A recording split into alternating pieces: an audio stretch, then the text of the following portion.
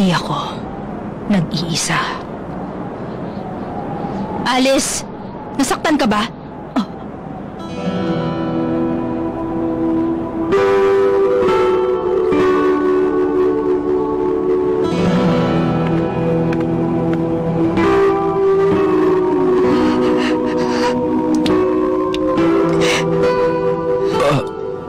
Alice.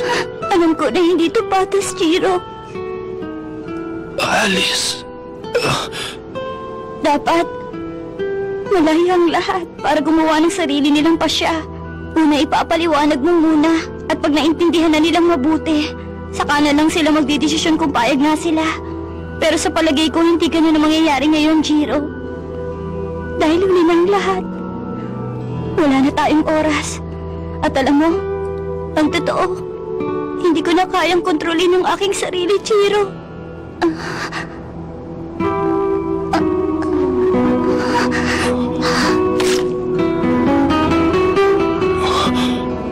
Patawad. Patawad, Jiro. Humihingi ako ng tawad dahil minahal kita.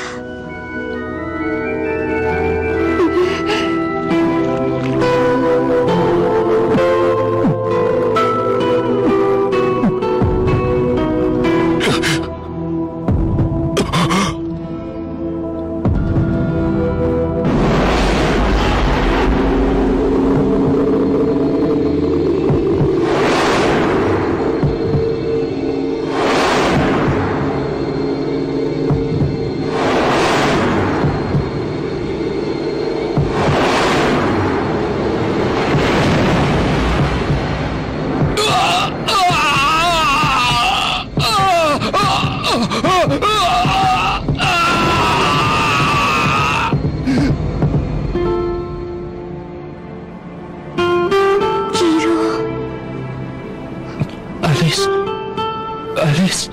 Bakit? Ang sakit. Gusto ko nang mamatay. Ang sakit ng katawan ko. Anong nangyari? The sea.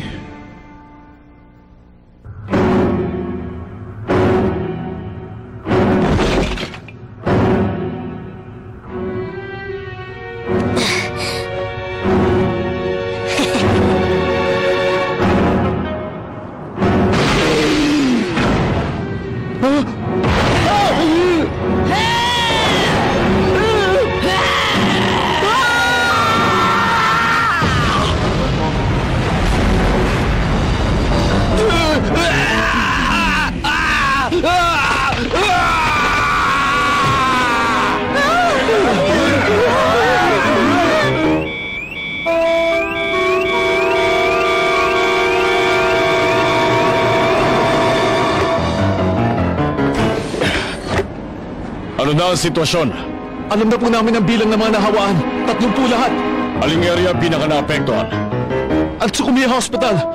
Kainis, kung napansin sana natin sa may pier. Kumpirmado po. May kaulong child sa 3rd yard. Tinapos sila yung compromiser ng kumpanya. Hindi mabilang ang mga biktima. May casualty sa 9th yard. May mga testigo. Nagpapanik po ang mga tao ron. Nakatakas yung bilang kung dinala nyo dito. Ano sinabi mo? Ito ang footage!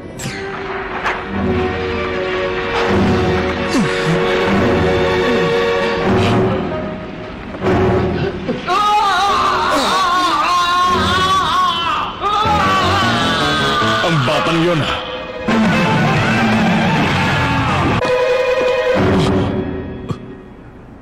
Ano ito? Alam na rin ng mga tao sa babaan tungkol dito. Alam mo rin ito?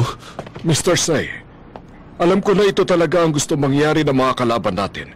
Pero sa palagay ko, walang ibang paraan para malampasan natin ito kung hindi ang lumabas ka. Kung hindi mo gagawin yon, masisira ang special zone. Seryoso ka ba, Chief Zhang?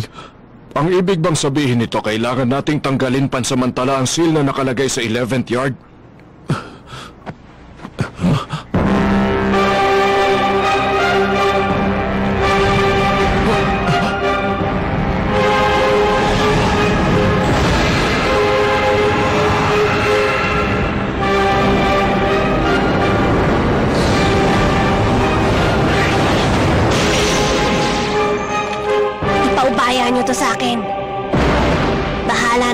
magpapakalma sa mga residente.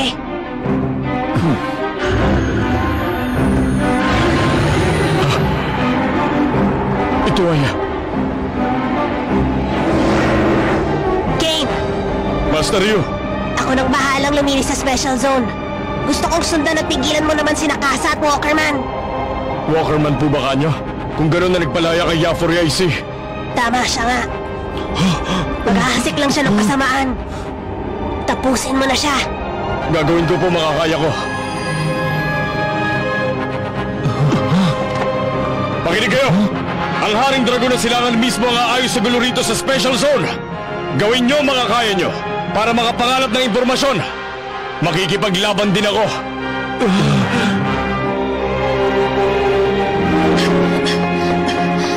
Ha?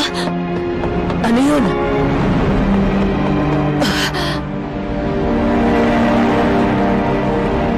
Yun ang Haring Dragon ng silangan.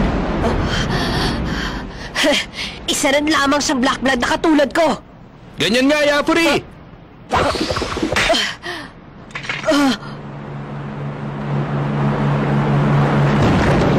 Salamat at nagkita ulit tayo.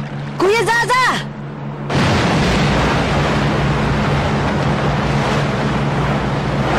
Nasaan si ate? Wala pa rin siya. Nagsimula ng kumilos ang Dragon King. Malapit na maubos ang oras natin, Yafuri. Ha? Depensa, Yafuri! Ha?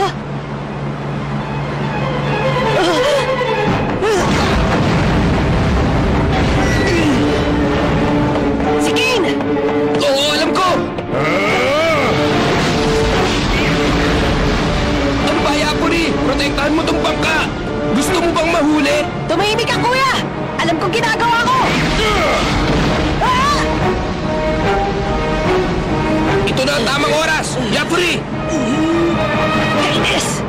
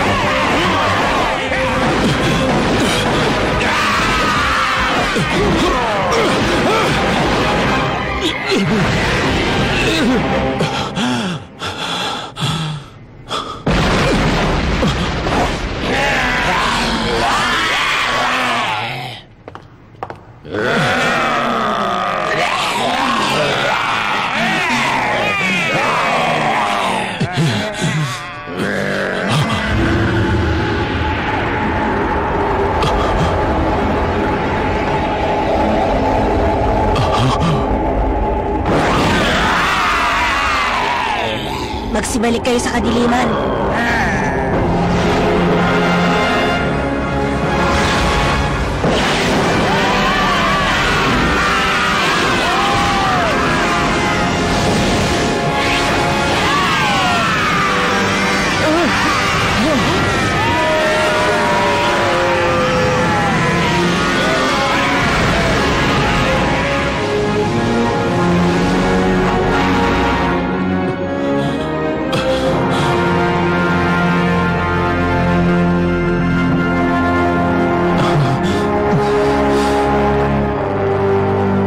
Salamat sa tulong nyo. Tapos ko nang linisin ang ospital. Kayo nang bahala rito.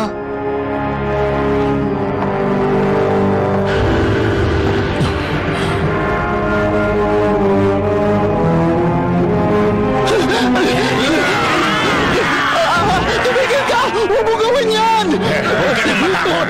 Sisipsipin ko lang naman lahat ng dugo mo.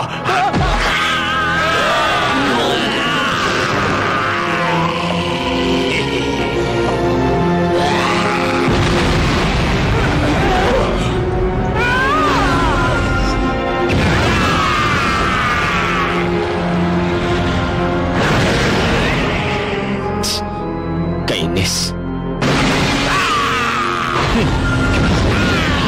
Nakakabagot ang larong to.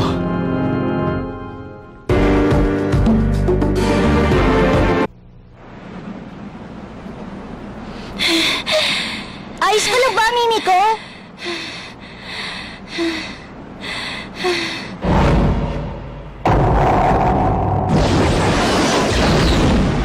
man lang akong nagawa kanina. Nakakainis! Ayos lang yan, Mimiko.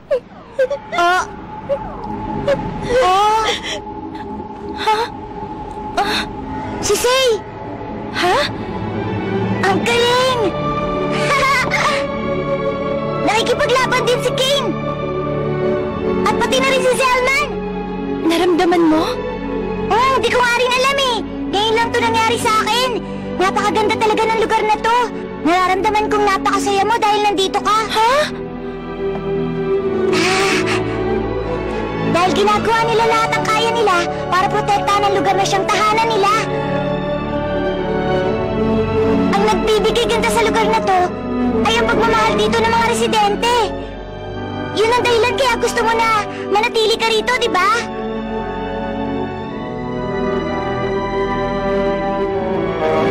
Maraming salamat sa iyo, Mimiko. Ibinahagi mo sa amin ang ganda ng special zone. Napakaswerte namin! Siya nga pala, Mimiko, meron akong gustong hilingin sa'yo. Ano yun? Ang kuya ko. Pwede mo ba siyang kumbinsihin ng isang beses pa? Ha? Pero...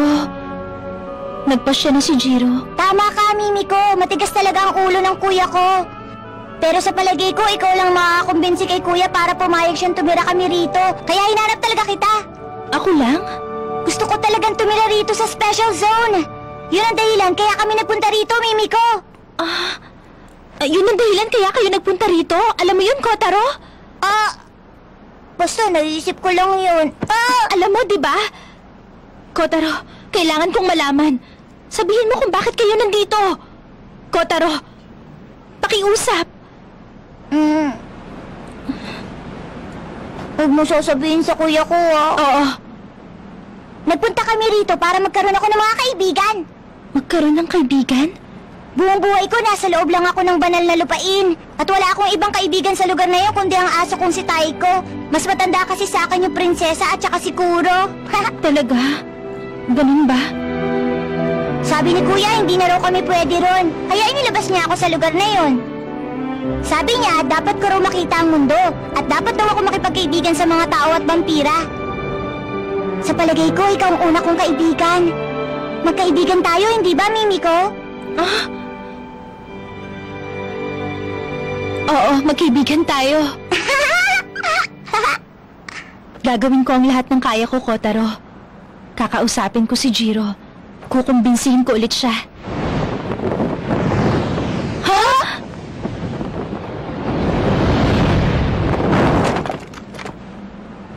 Salamat naman at ligtas kayong dalawa. Kotaro, ikaw talaga. Pinag-alala mo si Kuya. Kuya Jiro? Hindi ka naman nasaktan, di ba? Si Cassandra, wala bang ginawa sa yung babaeng may mahabang itim na buhok? Huwag ka mag-alala, kuya. Tinuruan na siya ng leksyon ni Zelman. Ganun ba? Mabuti naman. Nagpapasalamat ako. Masaya ako't ligtas ka. Pasensya na po kayo, Kuya Jiro. Hinahanap ko kasi si Mimiko. Alam ko. Kasalanan ko dahil hindi ko iniisip ang nararamdaman mo. Huwag mo na ulit ilalagay sa panganib ang buhay mo. Nakikiusap ako sa'yo, Kotaro. Opo, kuya. Sorry. Patawad po.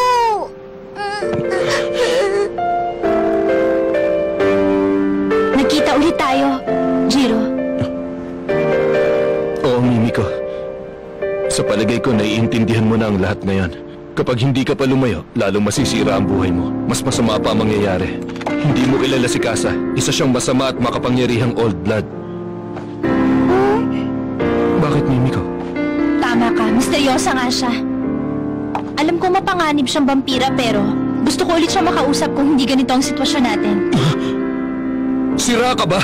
Sa galing niya manloko, tinawag siya ng ibang itim na ahas. At isa ka sa mga naloko niya. Pakiramdam ko naging malapit ka sa kanya noon, Jiro. Tama ka. Bago naging kaulong child si Cassandra, naging malapit siya sa amin ng vampiro nagdigtas sa akin. Pagkatapos, naramdaman ko nag-aalala siya para kay Kotaro. Jiro! ang ahas na yun, hindi pa siya nakontento sa ginawa niya noon. Hindi ko naramdaman na galit siya sa'yo, Jiro.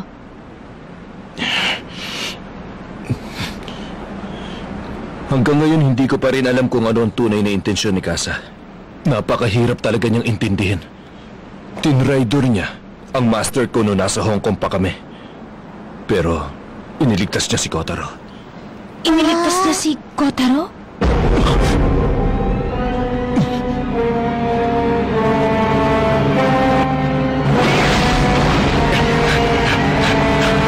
Wala na ba itong ibibilis, kuya? Aabutan na niya tayo! Ito na ang pinakamabilis, Shakuri!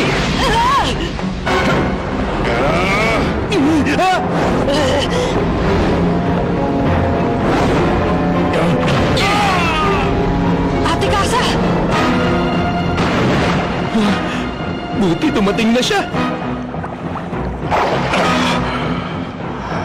Mistress Casa. Nagsisimula pa lang ang laban. Nasasabik na ako.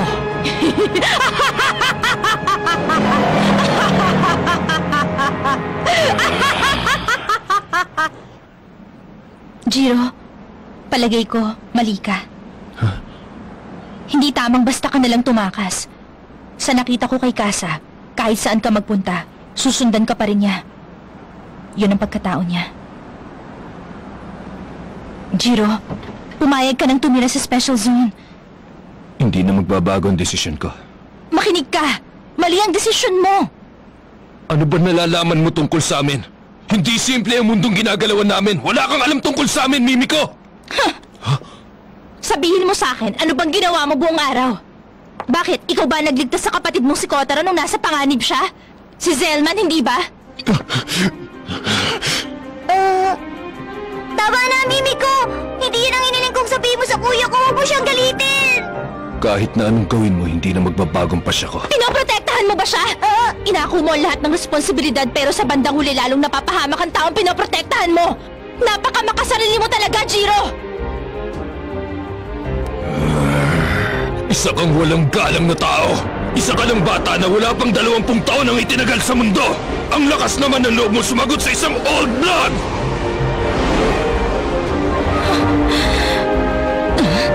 Napakaisip bata mo pala. 100 taon ka nang nabubuhay dito sa mundo pero may mahalaga ka bang nagawa sa buhay mo? Tumahimik ka na! Makinig ka! Ligtas kayo ni Kotaro dahil tinulungan kayo ng mga taga rito sa Special Zone. Nag-alala kaming lahat para sa inyo ni Kotaro. Kaya wag na wag mong iisipin mo lang nag-aalala at nagmamahal sa inyo. Marami kayong kaibigan kaya wag mong isiping wala kayong kakampi. Mali ba ako? Alam ng lahat kung gaano kalakas si Casa at kung gaano kapanganib ang Kowloon Children. Kaya nagtutulungan ang lahat para labanan sila. Yun ang dahilan. Kaya ginagawa ng lahat ang makakaya nila. Hindi ka mananalo kung mag-isa ka lang. Pero kung makikipagtulungan ka, madali niyong matatalo ang mga kalaban. Para sa iyong sarili, Jiro. Para sa kanila. At lalong-lalo na para kay Kotaro. Kinakailangan mo makipagtulungan sa kanila. Yun lang ang paraan. Para matalo mo si Casa. Pwede kang maging malakas na ilog na hindi maaapektuhan ng kahit ano. Kahit ang dagat. At pagkatapos, balang araw, ikaw, Jiro, at ang ng dagat, magiging isa. Pwede ka rin maging bahagi ng karagatan.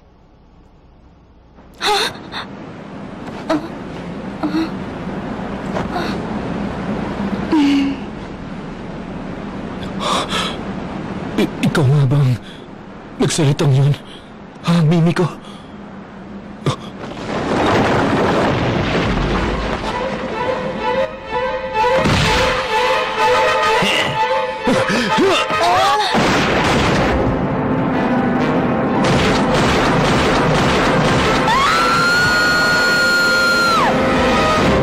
Ginamit niyang pananggalang ang sarili niyang katawan. Padalos-dalos ka pa rin hanggang ngayon. Silver Blade Jiro! Kuya Jiro!